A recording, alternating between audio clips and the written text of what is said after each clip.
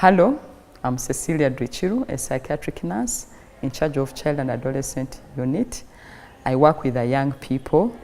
I am here to answer a few of your questions.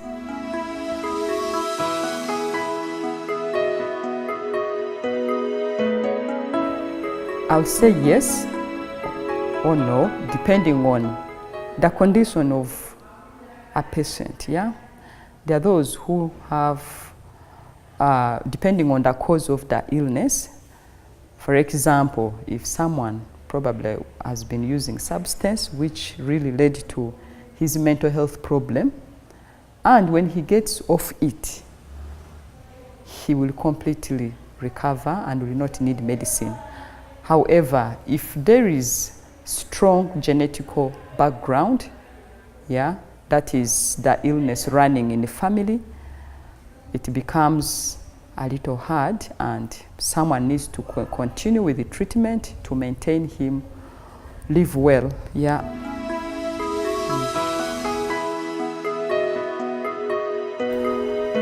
Addiction with the medication, depending on which one.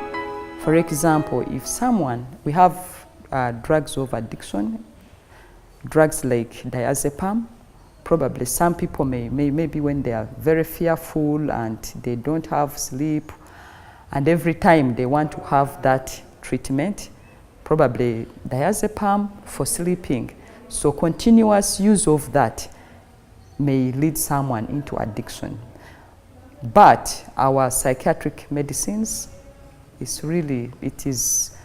someone cannot get addicted to them, but drugs like diazepam, they can cause addiction in some patients.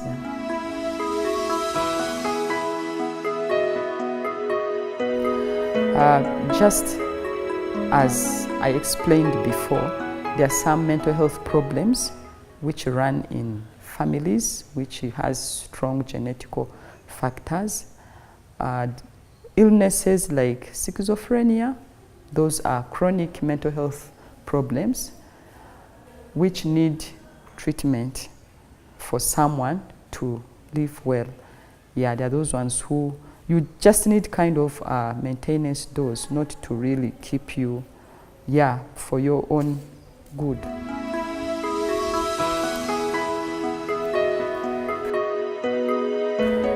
It depends, because you find some patients or some young people, they may really get involved in exercises, you know, little,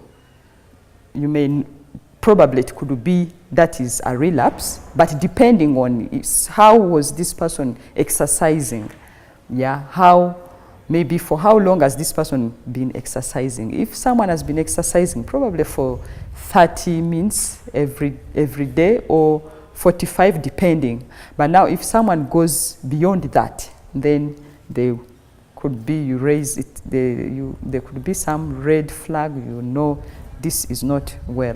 So if someone exercises like 15 minutes every day, and then another day they extend probably vigorously depending on how, yeah, you see them probably they are again talkative or running up and down, very, very active, then that could be sign of relapse, yeah.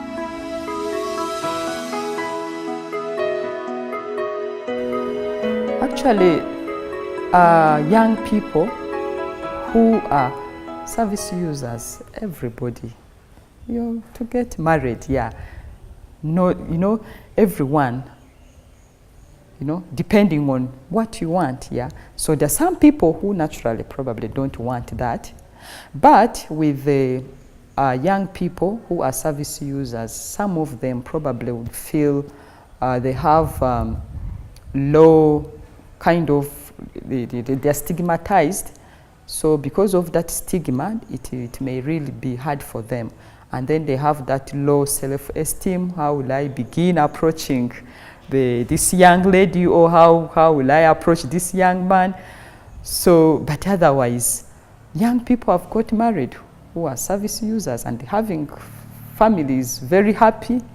So yeah, it is not that if you're a service user, you don't need to get married. No, So it depends on someone's choice, but stigma at times really is something which causes probably young people who are service users not to get married. But yeah, we encourage them to get married, which is good for them.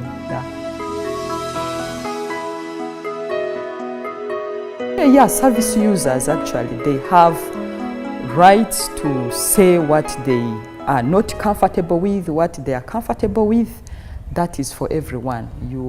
You are supposed to say what you want. They are empowered.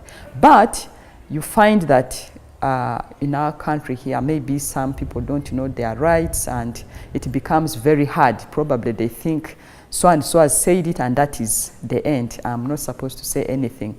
But yeah, service users have their rights, and they must be empowered to say what they feel comfortable with and what they are not comfortable with. Yeah.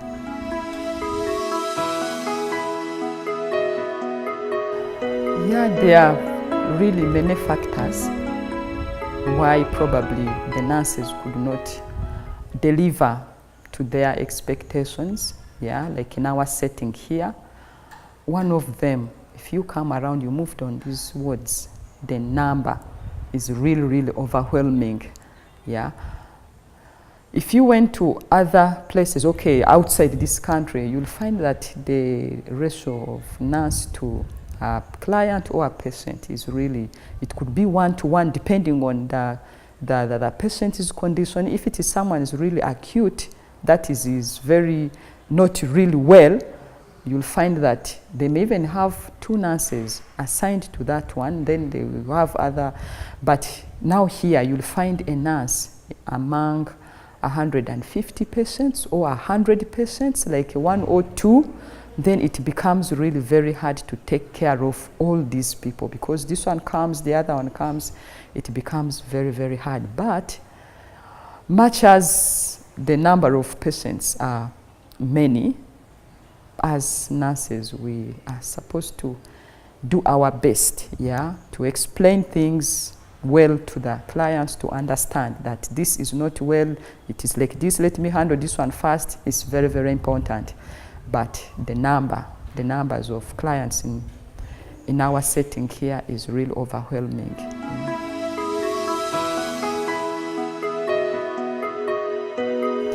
Yes, there are real plans for the young people to have events to share their stories, because it is a really, really good thing.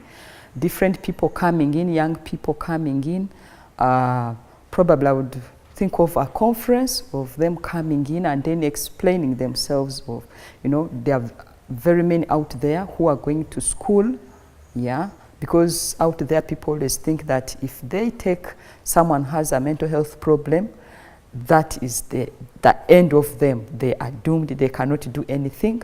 But such events in the future, when they come in, it really encourages other young people, one, to continue taking their medicines, because their colleagues, if they share with them, they are taking their medicines, and they are either working in banks, they are working in those big places, so it encourages others. And also the problem, yeah, the problem they face out there, and that can easily be addressed. So when they come in together, probably a conference, it is a good thing in the future. Yeah.